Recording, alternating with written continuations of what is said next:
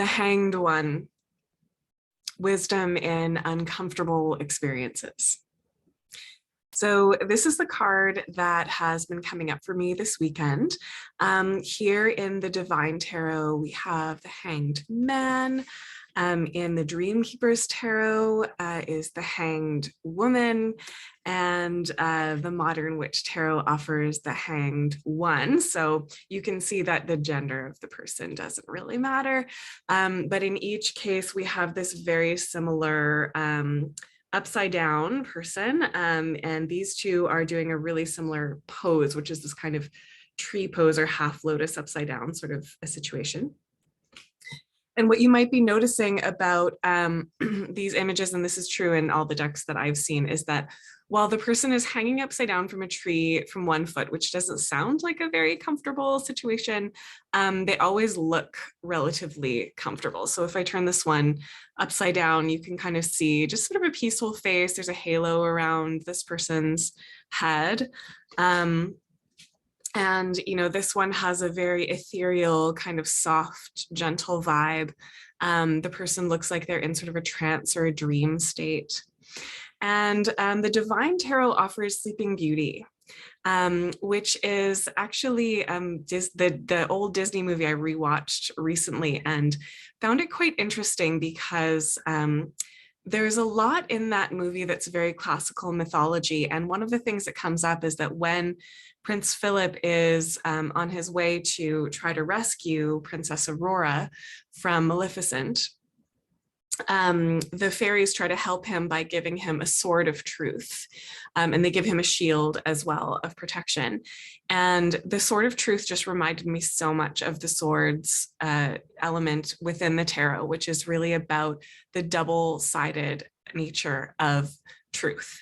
And so often when swords come up, we're looking at discernment, trying to discern the difference between the truth that exists out there in the world and the truth, the quote unquote truth, the narratives that I'm making up in my head about what's happening. So really trying to be able to see the difference between that and really looking at that double-edgedness of the sword around looking at truth. So when we're talking about the Hanged One, we're looking at someone who is really in a position that is quite different from what they're normally in. And this has definitely been resonating for me. It's been resonating for, you know, a lot of people that I've were with me in the context of sharing this card, which is that, you know, you can be in these times in your life where something is happening that generally you don't have control over, right? Something is just going on that feels uncomfortable, it feels unfamiliar, it might feel like you don't have the tools that you normally use to manage whatever it is that's going on. And, you know, global pandemic, that's an example of being kind of hung upside down and just sort of looking around like the world doesn't look the way that it looked, you know, at this point years ago, you know, in the beginning of the pandemic. Of course, it was days or weeks ago. And how do we kind of understand this new reality that we're living in? And so we need that sort of truth to help us to kind of cut through, you know, in the Sleeping Beauty myth, there's this sort of thicket of briars that are surrounding the tower where Princess Aurora is sleeping, and Prince Philip is able to cut through, you know, the thorns and the thicket and the bushes. And what does he meet on the other side but the dragon? Maleficent has turned into a dragon, and he needs to slay this dragon with his sword of truth. And, you know, this mythology really, when I was rewatching this movie, made me think a lot about what trauma looks and feels like, which is that we're protecting these tender parts of ourselves deep inside of our hearts. And we've got all these protective mechanisms surrounding that tender place, which can be barbed, sharp, you know, fiery. And for me, the practice of slaying the dragon with the work that I do with my clients and with myself is, it's not actually slaying, it's more like befriending the dragon. It's getting to know what is the truth of where you come from, what are you protecting, why are you protecting it, and what do you need to feel safe enough to allow this space to open up and allow the princess to, you know, wake up from her slumber and live her happy ever after. So that's not, of course, how the myth of Sleeping Beauty ends. Prince Philip does slay Maleficent, the evil one. And I have so many questions about that evil one for another day.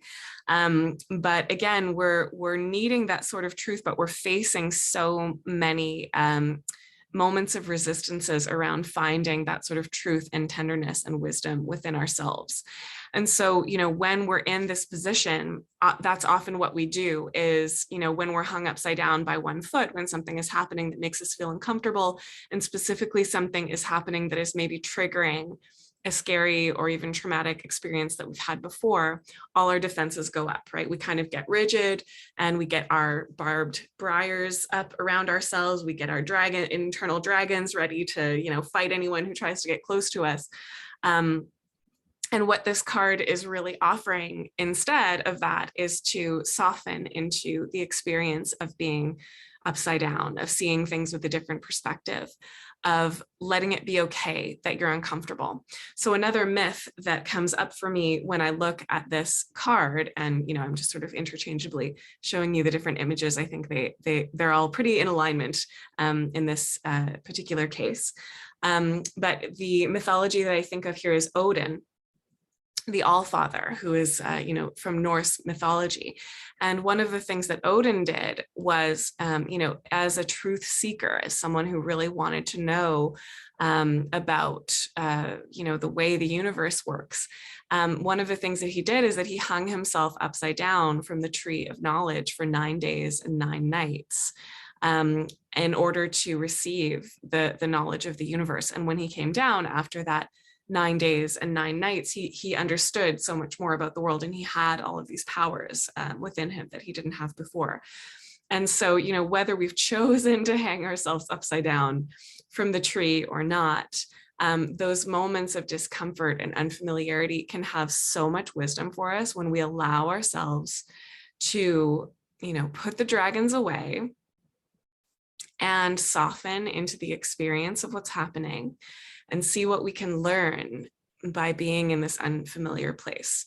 So if you've pulled the Hanged One, don't be afraid, okay?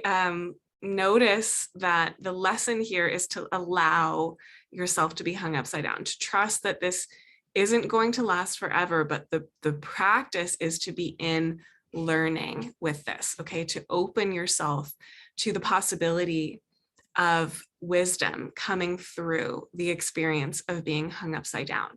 And you may also be taking a little piece from the Sleeping Beauty myth, which is that, you know, what beautiful, tender, innocent part of you is slumbering deep inside of your heart. And are you waiting for someone to rescue you from that? And could you take this moment of discomfort to put down the dragons and the briars and look at what other resources are available to you as you are looking at the world upside down, or maybe in this case, like from this dreamlike state, or from this place of, you know, needed rest, or whatever it might be, stepping outside of the way that things were going for you so that you can kind of be in this slumbering moment and allow yourself to change. You know, in the movie of Sleeping Beauty, you don't necessarily see a big change in Aurora, but I think from a mythological or symbolic perspective, we could imagine that she's living her life, you know, the way it was normally before. And I guess she's kind of living as a peasant woman in the forest, hiding from Maleficent. And then after this traumatic experience of being pricked, you know, pricking her finger on the spindle, and she, you know, falls into a coma, and then, you know, she's totally helpless for a while. And then once she's rescued, she becomes a princess and she enters into her life that way. So there's a little bit of that, you know, caterpillar becoming a butterfly sort of experience here, where, you know, we are in that chrysalis form. We are kind of slumbering inside of a place that feels very weird and not like what it was before, but that doesn't mean it's bad, okay? It might actually be really good. It might be really beautiful if you allow yourself to change through this experience. So those are my thoughts about the Hanged One tarot card. I hope you've enjoyed it, and let me know what you think in the comments. Your interpretation's also really important. Whatever you feel when you look at the card is going to be a part of your interpretation. So don't take my word for it, okay? Thanks for watching.